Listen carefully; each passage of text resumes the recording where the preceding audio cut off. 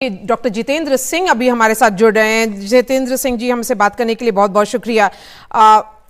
गरीब, महिलाएं, युवा, अन्नदाता, ये आपके सरकार की हाईएस्ट प्रायोरिटी है। तो क्या ये माना जाए कि आप लोगों ने टारगेट सेट कर लिया है, ये इलेक्शन में जाने से पहले आप यही आपकी कॉन्स्टिट्यूएंसी होगी?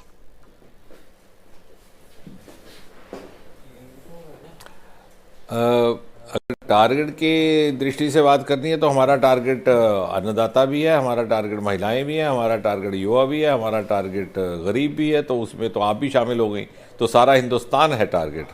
Is the most inclusive budget, I think one of the most inclusive and also innovative दोनों लिहाज से, कि अप्रोच में भी इनोवेशन है और इनोवेशन टेक्नोलॉजी स्टार्टअप्स के लिए भी सहयोग है।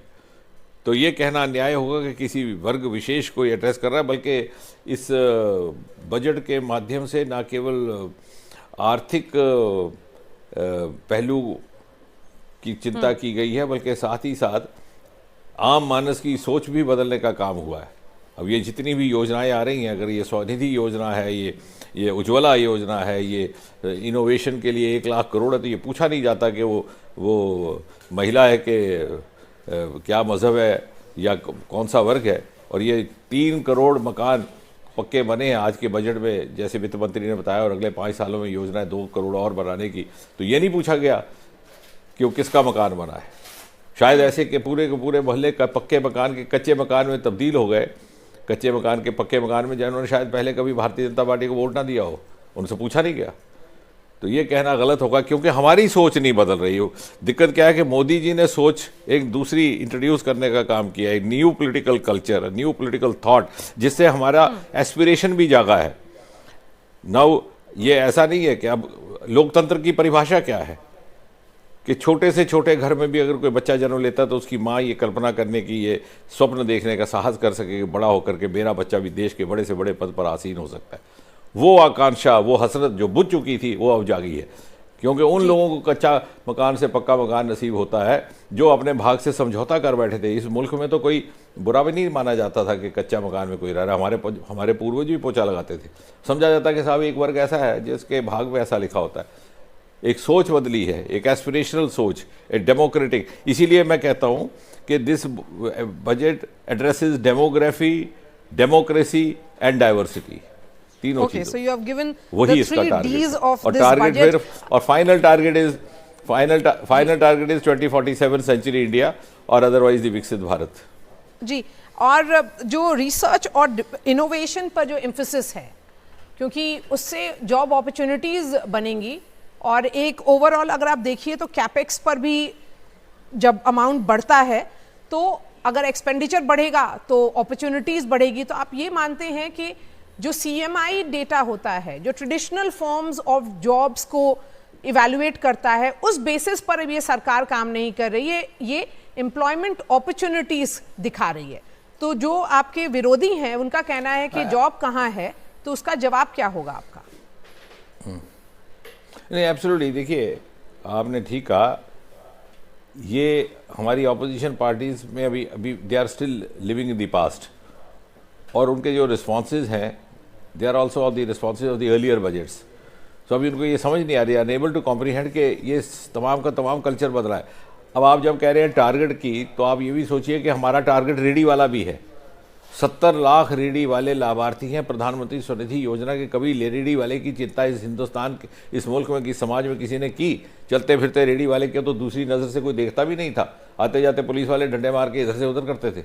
आज उसको सम्मान के साथ सहयोग दिया जा रहा है। प्रधानमंत्री विश्वकर्मा योजना, ये टारगेट है हमारा, जो अपनी रिवायती तहजीब और परंपरा रिवायत के साथ अपनी जीविका कमाता था और साथ ही साथ हिंदुस्तान की तहजीब और इसकी सामाजिक और सांस्कृतिक मूल्यों को ज़िंदा रखने का काम करता। ऐसे ऐसे लोग जो अपनी हस्तकला से अपनी कमाई करते थे, बच्चे उनके रोज़गार की तलाश में आगे पीछे चले जाते थे और वो पीढ़ी की पीढ़ी ख़त्म हो जाती थी, वो कला भी समाप्त होती थी। उसको अब इसमें this is going to have a multifaceted, is going beyond the financial support. इससे सोशल ट्रांसफॉर्मेशन भी आ रही है, सोशल कल्चर भी बदलेगा। वो लोग अपनी रिवायती ढंग से अपने पूर्वजों की तरह अपनी जीविका भी कमा सकेंगे और हिंदुस्तान के सांस्कृतिक मूल्यों को ज़िंदा रखने में अपना योगदान भी दे सकेंगे। तो कहने का तात्पर्य ये है कि ये सारी एक कॉम्प्रिहेंसिव जो विजन है जिसके साथ इस बजट का निर्माण किया गया है, हालांकि इंटरिम बजट है, लेकिन मैं दावे के साथ कह सकता हूँ with reasonable amount of confidence that इसमें संकेत है उस पूरे बजट का, क्योंकि यही प्रधानमंत्री रहने वाले हैं और यही सरकार रहने वाली है। तो यही दिशा आगे चलेगी जो पिछले 10 साल में चली और जो अगले 20 साल में विकसित भारत की उस पड़ाव तक क्योंकि इस पहुंचाएगी। इंटरिम बजट को दिशा निर्देशक बजट कहा जा रहा है। तो यही मेरा आपसे आखिरी सवाल होगा, आप लोग काफी कॉन्फिडेंट दिख रहे हैं कि जुलाई में फिर से बजट आप ही लोग पेश करेंगे? निश्चय ही, और ये budget is a kind of a trailer of that budget और इसी की कंटिन्यूटी रहेगी। वैसे तो देखा जाए पिछले 10 सालों में निरंतरता के साथ ही हर बजट आया है।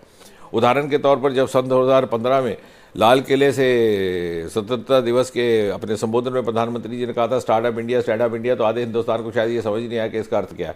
लेकिन 2016 में रोल आउट हुई स्टार्टअप स्कीम, ये बजट का ही नतीजा था। फिर एक के बाद एक budgetary provisions and change of mindset. आज हम 350 से हट करके 1.5 लाख स्टार्टअप पहुंच गए, और किसी ने कभी उम्मीद की थी कि तीसरे दर्जे पर खड़े हैं हम। हिंदुस्तान इस वक्त दुनिया में तीसरे दर्जे, और ये जो 1 लाख करोड़ का कॉर्पस आज घोषित किया गया है, या बायो मैन्युफैक्चरिंग किया। अब हमारी बायो मैन्युफैक्चरिंग, अब मुझे लगता है कि आप जैसे होनहार पत्रकार कभी इस बात पे विश्लेषण करेंगे कि तो ये 70 साल पहले होना चाहिए। ये हमारा तो इतना विरासत है हमारी हिमालय की, अरोमाज की, मेडिसिनल प्लांट्स की, बायोडाइवर्सिटीज़ की। This is our exclusive asset. कभी किसी ने इसकी तरफ देखा ही नहीं। पहली बार आज बायोमैन्युफैक्चरिंग के ऊपर बजट की एलोकेशन आ रही है। डीप सी मिशन का भी आज वित्त मंत्री ने किया। 7,500 किलोमीटर लंबा हमारा समुद्री तट है। 12 प्रदेश उस पर बसते हैं, उड़ीसा से लेकर पश्चिम बंगाल, तमिलनाडु, महाराष्ट्र तक। हमने कभी अपने समुद्र की तरफ देखा ही नहीं। हमारा ही एक मुल्क है जिसमें मुल्क के नाम पर समुद्र का नाम है हिंद महासागर, इंडियन ओशन, लेकिन हमें मालूम नहीं था उसके अंदर कितनी संपत्ति है।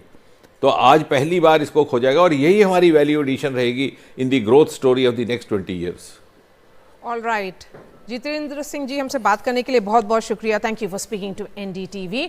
धन्यवाद। एक छोटा सा ब्रेक।